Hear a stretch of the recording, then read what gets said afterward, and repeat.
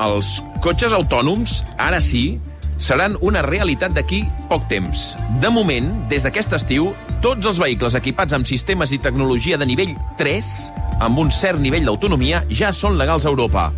Però què significa exactament això? Moment de saludar el Josep Maria Mainat. Josep Maria, bona tarda. Bona tarda, com esteu? Bona tarda, molt bé. Escolta'm, per començar, això dels cotxes autònoms ha estat des de sempre una dèria de les pel·lícules i de les sèries de ciència-ficció, no? Sí, bueno, primer parlem de que un cotxe autònom vol dir que es condueix sol. Exacte. No que tingui autonomia com tenia Catalunya en el passat, no? O sigui, Perquè vol això dir- ja en tenen, no? Sí, que es condueix sol. D'acord. És a dir, que Sense conductor. Nosaltres deixem d'anar al volant i el cotxe et diu, porta'm allà, i t'hi porta. Quan arribes dius, aparca, i aparca, vine-ho a buscar. O sigui, això seria el cotxe autònom ja a l'etapa final. D'acord. No hi som encara, vale? Sorpresa, no hi som. Aleshores, com deies, en canvi, a la ciència-ficció, quan intenten imaginar com seria el cotxe del futur, tots, per descomptat, no hi ha conductor. O sigui, ho trobo una cosa traçada, que un cotxe hagi de portar una persona. I Una totes cosa les- traçada, del segle passat. Sí, però les pel·lícules, per exemple, aquesta que dèiem de l'any 1983, Christine, que és una novel·la de l'Stephen King, doncs la Christine era un cotxe, un Plymouth Fury, que no solament es conduïa a si mateix, que és del que estem parlant, sinó que tenia sentiments, tenia gelos, tenia mala llet, matava gent, Ja, servidor, tenia com una possessió diabòlica, oi? Però es conduïa sol, és a dir, es conduïa sol. Això era bàsic. S'autoconduïa, com Sí. I després, per altra banda, també s'autoconduïa, això ho recordareu tots els oients, suposo, el cotxe fantàstic. Home, i tant. Kit es deia, Amb la millor banda sonora de la història. Kit, sí. El Kit, doncs, era un Pontiac supertonejat que tenia un senyor que es deia Michael Knight, que l'interpretava el David Hasselhoff, no? Doncs el Hasselhoff donava ordres al Kit mitjançant el seu rellotge. Kit, te necesito, deia. Kit. I el cotxe arribava a tu. Allà on Sí. t'estigués, arribava... I això ho feia quan era adolescent amb el meu pare. Sí, però- Papa, vine. Per això de que parlés el rellotge ens semblava molt modern en aquell moment, molt futurista. Inclús ens feia riure una mica. Sí. En canvi, ara tothom té un rellotge d'aquests És smarts. veritat. O sigui, això sí que ho han endevinat, no? I és que això de parlar del rellotge, bueno, ha millorat molt. Però tornem a les pel·lícules de ciència-ficció. Vinga. Els cotxes que s'autocondueixen. Tots sabem que el Batmòbil, quan el Batman... Això era una mica antiquat. Fotia un foco cap als núvols. Havent-hi wifi, doncs... Això és raro, sí que és raro. No, però en qualsevol cas, el Batmòbil era capaç d'anar tot sol a buscar el Batman i allà en fes falta, no? O sigui, s'autoconduïa, per descomptat, no? I una altra pel·lícula que a mi m'agrada molt, una de les que més m'agrada de ciència-ficció, que és Desafiament Total, Total Recall, de l'Arnold Schwarzenegger, no? Es Schwarzenegger, ho dius com els de TV3, Schwarzenegger. Sí, perfecte.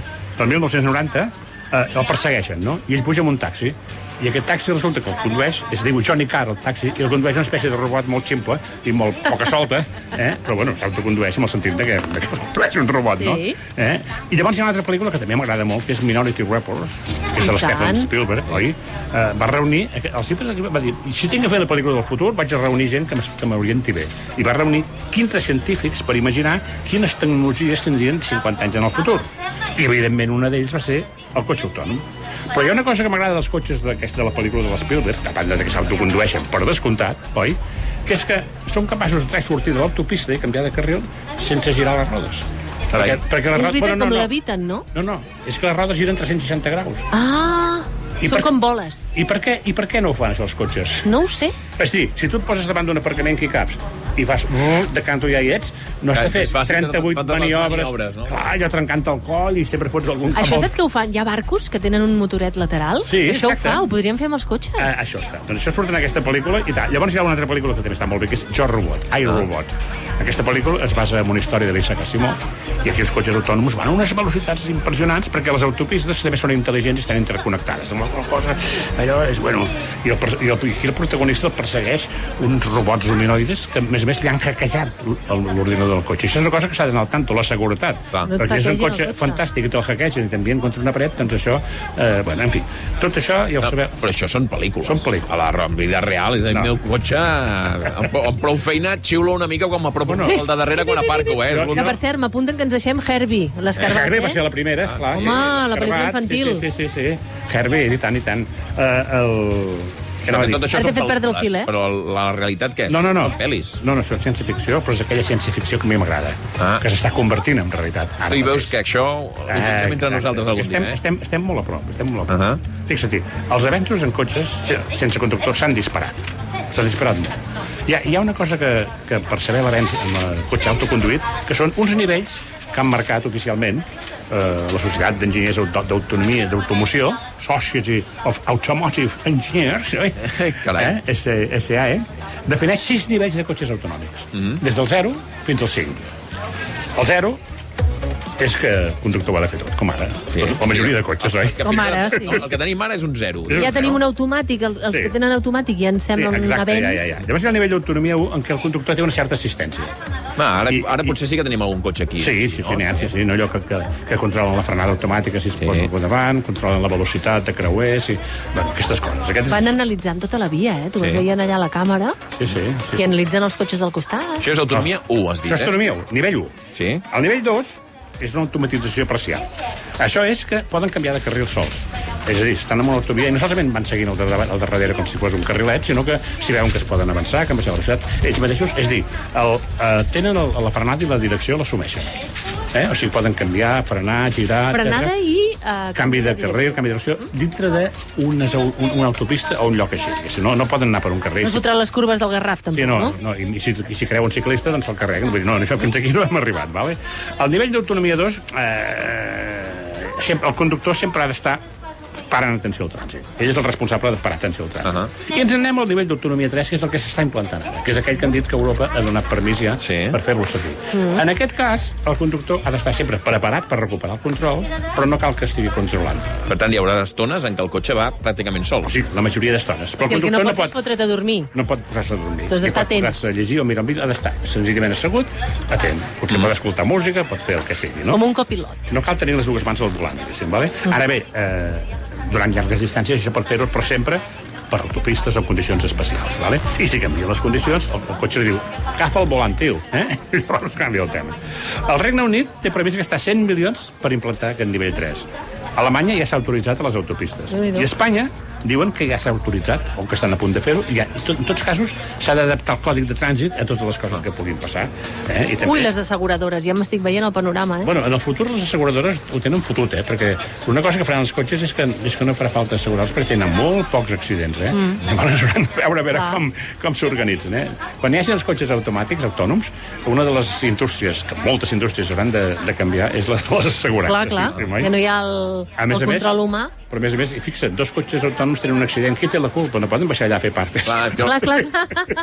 Tots dos, Clar. Serà més lent a judici, amb càmeres, ja veuràs tu. Anem al nivell d'autonomia 4, que aquest estem a punt, relativament a punt. Crec que cap allà al 2010 l'haurem assolit, vale? El 4 és que poden funcionar en mode d'actuació autònoma sempre. Però un conductor pot agafar el control manual, si arriba el cas, vale? De fet, a la pel·lícula que dèiem, Jo, Robot, el protagonista hi ha un moment que agafa el control d'un cotxe d'aquests i la gent es queda molt parada allà per dir, aquest cotxe es pot conduir manualment, no ho sabia. La inversa de l'actualitat, Sí. Tot i que actualment hi ha alguns cotxes de nivell 4, la legislació i la infraestructura no estan preparats. Però diuen els fabricants que el 2010, ho dic bé? 10? 2010 ja hi som. El 2030? 2020. 20. Ja hi som. L'hem passat ja. El 2030. A veure, deixa'm rumiar. Som al 2022. D'aquí 8 a 10 anys. 2030. 2030. No sé quin anys vist. Quina sort. Cap allà al 2030, aquest nivell 4 ja començarà a estar bastant implementat i podrem començar. I el nivell 5?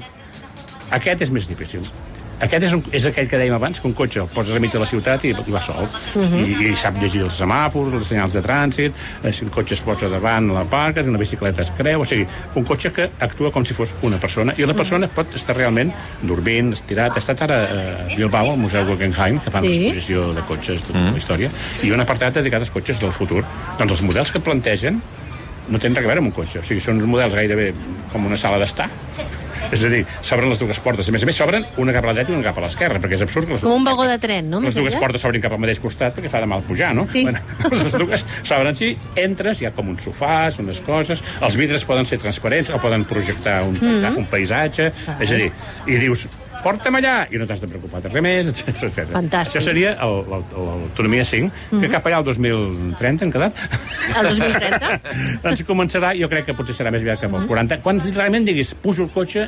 I el cotxe em porta. Des d'Horta, travessant Barcelona, travessant qualsevol lloc, la ruta l'autopista, és dir, realment com si fos una persona, vale? I escolta, hi ha un dilema clàssic sobre què ha de fer un conductor de tramvia no? Que ha de triar entre atropellar 4 persones o canviar de carril i atropellar-ne només una. Això és un dilema clàssic. Sí, és un dilema en el cas clàssic. dels cotxes autònoms, això qui ho decideix? Que el dilema clàssic quina solució té? Perquè hi ha molta Mala diferència solució té. amb les respostes, perquè no hi ha una solució bona. Els metges triarien una persona jove, per exemple. Per què jove? Jo ho trien els metges que no tingui malalties hereditàries, etc. Bueno, i si hi ha Durant una la Covid es va una fer. persona jove que és un perfecte imbècil, i sempre ho serà, hi ha un senyor una mica més gran que està a punt d'inventar una cura del càncer. Dilema ètic. Home, jo crec que la joventut està sobrevalorada. Jo que soc gran... Mira, que l'altre dia vam fer un tema d'edatisme. No, assassinen els gaigos, no passa res. Absolutament. I què faríem, aleshores? Un cotxe què faria? Aquí el que passa, i aquests dilemes els plantegen el del tramvia com a model, perquè realment els fabricants de cotxes autònoms hauran de programar, és a dir, el cotxe no s'inventa les coses. Els ordinadors se'ls haurà de programar què han de fer en cada una de les circumstàncies. I, per tant, hauran de decidir, aquest cas que em planteges, per exemple, un cotxe va pel seu carril, i al seu carril hi ha 3 persones. I si canvia de carril, només n'hi ha una. Dius, doncs canvi de carril, dius, a veure, un moment.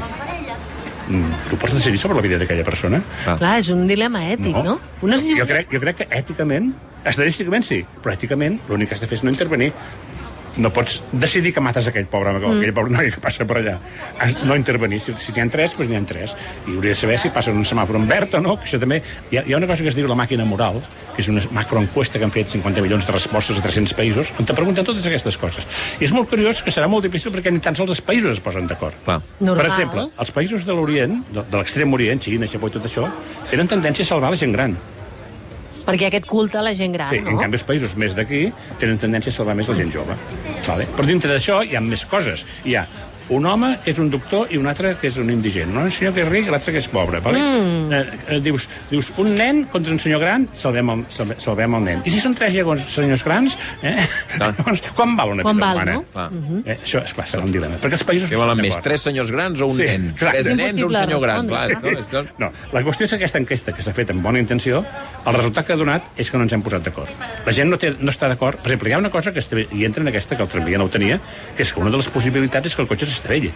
És a dir, el cotxe pot anar i matar unes persones o pot xocar contra una paret, val? Perquè se li han espatllat els frens. Què ha de fer? Matar les persones o matar els que estan dintre del cotxe?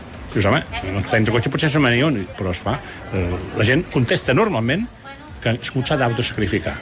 Però llavors quan els pregunten, tu compraries un cotxe que tingués funció? Diu, no, perquè em matarà a mi. Una cosa és dir així èticament i l'altra cosa és pensar per tu mateix en aquella situació. Per tant, serà difícil que ens posem d'acord amb aquestes coses, que són molt extremes, Són molt extremes perquè aquests casos finalment no es poden donar. Perquè si una cosa ha passat, i que no sé quant temps tenim ara, però per si de cas... Mira, tenim 4 minutets. Doncs acabo fent una reflexió final. Endavant. Vinga.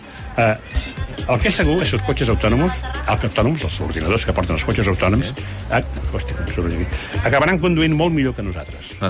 Molt millor que nosaltres. I, per tant, hi haurà un moment en què, estadísticament, els conductors humans serem més perillosos que els cotxes autoconduïts. I saps què passarà llavors? Que ens prohibiran conduir. A nosaltres. I va passar amb els cavalls. Els cavalls es van treure de la ciutat perquè molestaven i van dir, si vols anar a cavall, vés per les afores, no? Doncs la gent que tingui ganes, no, jo condueixo el meu cotxe, vés en un circuit. És un circuit tancat i així no molestes. Per tant, ens prohibiran conduir. En els moments que els humans provoquem més accidents i més desgràcies que els cotxes autònoms, ens prohibiran conduir. Serà el més sensat, treure's del volant i que condueixin ells. Però pensa que els cotxes són màquines de matar. No tenim gaire en compte, això. No, sí que ho pensem, sí. No som gaire conscients. No som gaire conscients. En general. En concret, sí, però en general no. Els cotxes pesen entre 1 i 2 tones. Poden anar a 200 per hora. I els éssers humans perquè també som molt imperfectes conduint, A vegades ens distraiem, fem imprudències, conduïm pensant en altres coses, parlem per telèfon, tenim son, tenim mal de cap, prenem alcohol, a vegades hi ha altres substàncies que ens maten els reflexos i la concentració, no podem evitar llegir l'últim WhatsApp perquè el telèfon ens ha sonat, i a vegades fins i tot el contestem, tot conduint. Som terribles. Sí, som terribles, som un perill. Els accidents de trànsit, i aquesta xifra és la que volíem marcar, maten cada any 1.200.000 persones. És una barbaritat. Sí, això, si ho divideixes, però és que són molts milers de persones al dia. I causen lesions, maten 1.200.000, però causen lesions a 1.200 milions més. No, perdó, a 30 milions més. Maten 1.200.000 i causen lesions a 30 milions més. 30 milions més de persones que pot ser que quedin malferides, discapacitades. Això cada any. I entre aquestes persones que moren 300 nens. Cada dia. Uf. En el món. Quan un avió té un accident i cau, surt els noticiaris com a portada. Imagina que cada dia caigués un avió amb 300 nens a dintre. Horrorós. No pot ser, no s'ho podíem ni imaginar, oi? Per tant, el dia que els cotxes sàpiguin conduir i condueixin millor que les persones, això que deies, ens acabaran prohibint... Però tot això... És culpa tot dels conductors? Doncs mira, bàsicament sí, perquè la immensa majoria dels accidents de trànsit són a causa d'errors humans. Segons un estudi del Departament de Seguretat Viària dels Estats Units, amb la implantació dels cotxes sense conductor s'evitarà el 80% dels De totes accidents. aquestes xifres que has donat, El 80% Déu-n'hi-do. s'evitarà. El fet de que hi hagin aquests cotxes s'evitaran el 80%. I quan tots els cotxes siguin intel·ligents, perquè de moment aquests cotxes es barrejaran amb conductors tontos, no? Al principi hi haurà mig, no? Doncs els accidents seran una cosa gairebé del passat. Per això dèiem que tots aquells dilemes que plantejaven gairebé no es donaran. I amb aquesta equació de 0 accidents de trànsit hi afegim 0 inversions en comprar vehicles, perquè la gent cada cop comprarà menys vehicles, i també 0 emissions de carboni, perquè espero que tots siguin elèctrics, no em negaràs que estem bé, oi?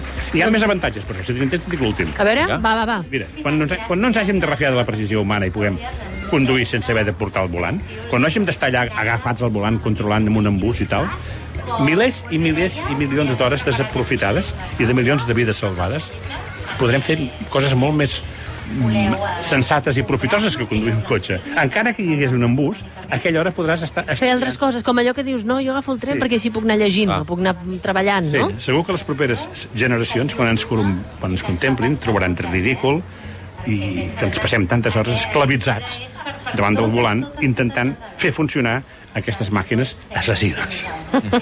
Bona reflexió, Josep Maria, molt bona reflexió. Vols un cotxe autònom, no? Jo sí. Jo també. No, a mi també. Sobretot per anar llegint. Bueno, quan hi hagi el nivell 4 El nivell 4. i l'acció aquella d'autosuïcida es pugui desactivar. Això, que no et toqui. No? Exacte, jo tinc un altre. Si no es pot desactivar, m'esperaré. Josep Maria Mainat, gràcies.